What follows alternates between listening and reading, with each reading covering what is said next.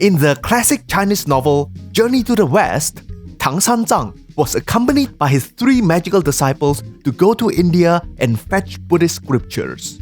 This story is actually based on the adventures of a real person named Xuanzang, who in the early 7th century went to India to seek guidance on the contradictions found in the Buddhist texts in China. While the novel wraps up upon him reaching India, the historical Xuanzang actually did a lot of really cool things there. And he went on to become one of the most important Chinese person in Indian history. So in this episode, I will talk about his adventures in India and things that the novel never mentioned. Here is a quick recap of the last episode. Due to the war between the Eastern Turkic Khaganate and the Tang Dynasty, the borders of the Tang Empire was closed. But Xuanzang was able to sneak out of Tang and undertook a dangerous journey to India. Luckily for him, as he was passing through the kingdom of Gaochang, he met a king who was enamored by his religious knowledge. He tried to force Xuanzang to stay. Failing to do so, he became his patron instead, providing him with servants and resources on the condition that he would stay in Gaochang for 3 years upon his return. Now, traveling on proverbial business class, Xuanzang reached Gandhara with little trouble. However, the once great Buddhist community was no longer there, so he had to move deeper into India. After the fall of the Great Gupta Empire, India at the time of Xuanzang's visit had been divided into many smaller states, with the largest one being the Harsha Empire, led by the powerful Emperor Harsha, who had built a cosmopolitan and religiously tolerant empire. Within this empire stood what was perhaps the greatest educational institute of the world of that time period, Nalanda Mahavira. Xuanzang had a date with destiny at this place, but it is going to take a while for him to get here. Why? Because he just can't stop meandering and fawning over every single Buddhist statues and stupas he came across. He was like a weeb in otaku heaven. He was so obsessive-compulsive, he wrote insanely detailed accounts of the villages and temples he came across. He would describe the height of each statue, how many paces it takes to get from one statue to the next stupa, and the distance and direction to the next village. So he virtually created a near photo-perfect snapshot of India of this time period. Archaeologists in the future would even rely on his accounts to make some major discoveries. Xuanzang was also the first one to bring the name of India, Indu, to China. Before this, India was called Sendu after the area of Sindh, which was discovered by Zhang Qian in 2nd century BCE. After that, it was called Tianzu, and finally, Xuanzang called it Indu, which is the name used for India by China until today. But of course, Indians have different names for their own country. Bharat. India is the English name used by modern India. Indians themselves, however, call their own country Bharat Ganaraja. The name Bharat have disputed origins. One popular explanation is that it was derived from the name of the common ancestors of the Pandavas and Kauravas, the 2 warring factions of the Indian epic Mahabharata. Anyway, as Xuanzang was taking his time on his merry tour, the High Abbot of Nalanda, Silabhadra, was waiting impatiently for the Chinese monk to come. "Oh, where is that whippersnapper?" Silabhadra was already over 100 years old at the time. He had been suffering from colic for over 20 years. And 3 years ago, the pain had become so unbearable, he tried to commit suicide by starving himself to death. But then one day, he received a revelation. In his dream, he was visited by 3 bright shining figures. The gold-colored one was Manjusri, the most senior bodhisattva. The crystal one was Avalokitesvara, the bodhisattva of compassion, which will come to be known as Guan Yin in China. And the silver one was Maitreya, the future Buddha. They told him that he was an evil king in his past, and to atone for his karmic sins, he had to spread the teachings of Buddha abroad, and he could do so by transmitting his knowledge to a Chinese monk. After having this dream, his pain miraculously disappeared, and ever since then, he had been waiting for the Chinese monk to come. So, where is this Chinese monk anyway? Xuanzang was occupied, captured to be precise, by a band of pirates who wanted to sacrifice him to the goddess of war, Durga. Ah yes, a familiar scene to the novel. It is likely that this episode in his travel became a major inspiration for the novel. Interestingly, Durga was also known to be the vanquisher of Mahishasura, the buffalo demon, the latter of which might be the inspiration for a major antagonist from the novel, the Bull Demon King. Anyways, Xuanzang got lucky.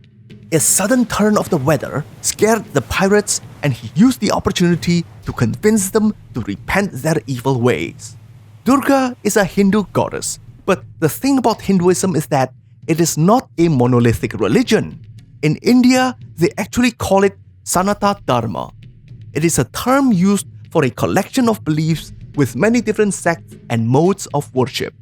So, the human sacrifice practiced by one group of Durga worshippers might absolutely horrify the next group of Durga worshippers. In a way, it is similar to how religious Taoism is practiced in China. Not long after that incident, Xuanzang finally reached Nalanda. Upon seeing Xuanzang, Silabhadra immediately felt a special bond with him. He is the one! So Xuanzang was given a position in this prestigious university and the best education. But being ever adventurous, he didn't stay for too long. Oh, don't worry, he will come back to do something important. But for now, adventure beckons. And he went off to visit every single corner of India. Or to be precise, the Buddhist monasteries and holy places. Because if you haven't already figured it out, he is really into Buddhism. When he reached the Gujarat region, he recorded reports of faraway countries that lied further west. Persia, which at the time was ruled by the Sassanid dynasty. To the northwest was a place called Folin, and to the southwest there was a peculiar country which was populated and ruled completely by women. Since Xuanzang received this information secondhand, the location he received might be slightly off. In the northwest of the Sasanian Empire, on the southern coast of the Black Sea, actually lies the mythical capital of the Amazon, Themyscira, as claimed by Herodotus. This place is just part of a myth, of course, and it probably means that Xuanzang received a slightly distorted information. Yet, this means that it was the Amazons themselves that inspired the women's kingdom in the novel. You know, I think it would be really cool if Wonder Woman had a crossover with Sun Wukong, if DC would allow it. Not long after, Xuanzang experienced a nightmare. He dreamt that a catastrophe had befallen Nalanda, so he quickly returned to the Mahavira. Luckily, Nalanda was safe and sound. For now.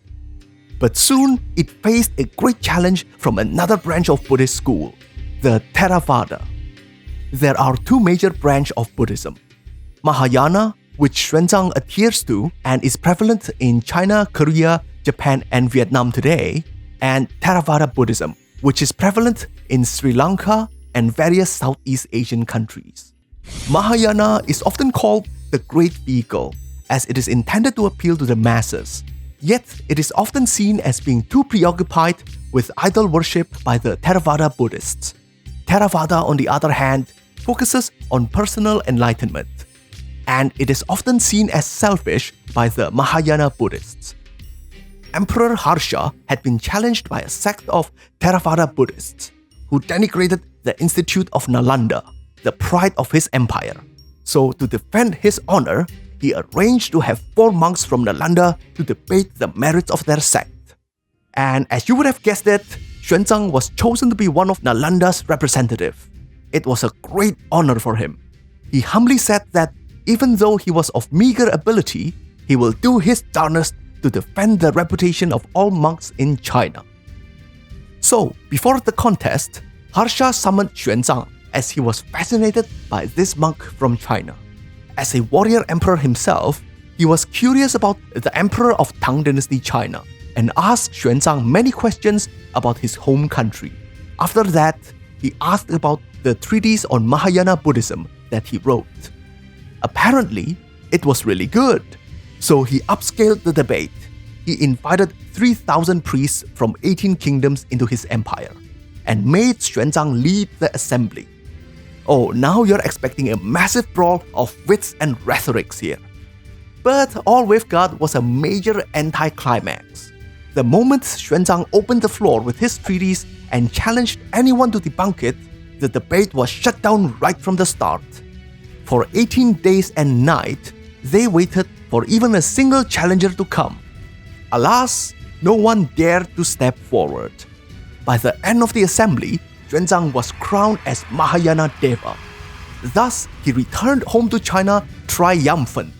The journey home was relatively smooth, besides the fact that some bandits chased his elephants into a river and drenched his cargo of Buddhist scriptures and statues. And this became another incident that inspired a scene in the novel. Upon his return, he was welcomed by Emperor Tang Taizong himself. His crime of leaving the country was forgiven, and he was given much privilege and spent the rest of his life translating Buddhist sutras and wrote about the details of his travels. Xuanzang was neither the first nor the last Buddhist traveler from East Asia that visited India. Over the millennia, Indian influence brought in via Buddhism influenced the development of religious institutions in China. Facing the competition from Buddhism, Taoism started to organize itself too. Indian myths and legends also strongly influenced the literary imagination of the Chinese. The Monkey King Sun Wukong looks like it was directly inspired by the Indian monkey god Hanuman. In fact, all of the four great Chinese literature, Romance of the Three Kingdoms, Outlaws of the Marsh, Journey to the West, and Dream of the Red Chamber all had Buddhist themes. China owed a great debt to India for enriching its spiritual and literary landscape. And this debt was partially paid back by the precious account of the time period left by Xuanzang. His name would be cited in almost every history books on India concerning this time period. And his greatly detailed accounts had made possible the reconstruction of the Nalanda temple in India after the mass decline of Buddhism in the 12th century. In fact, there is a Xuanzang Memorial Hall at the rebuilt Nalanda today. This is why it is important to learn about the history of other countries. You can better understand your own history by seeing it through another pair of eyes. Some of China's lost history is preserved in other countries such as Japan, which preserved the play Prince of Lanling. In Korea, the scholar Sin Suk-ju's book on the pronunciation of Ming Dynasty Mandarin also provided a valuable resource in understanding the evolution of the language. Anyway, subscribe to... wait a minute. Did I forget something? Oh yeah, the king of Gaochang. Apparently, Xuanzang ghosted him and never went back to spend that 3 years he promised. Oh well, too bad for him. Anyway, subscribe to the channel, like, comment, and share to get more videos from us. Until next time, stay cool, my bros.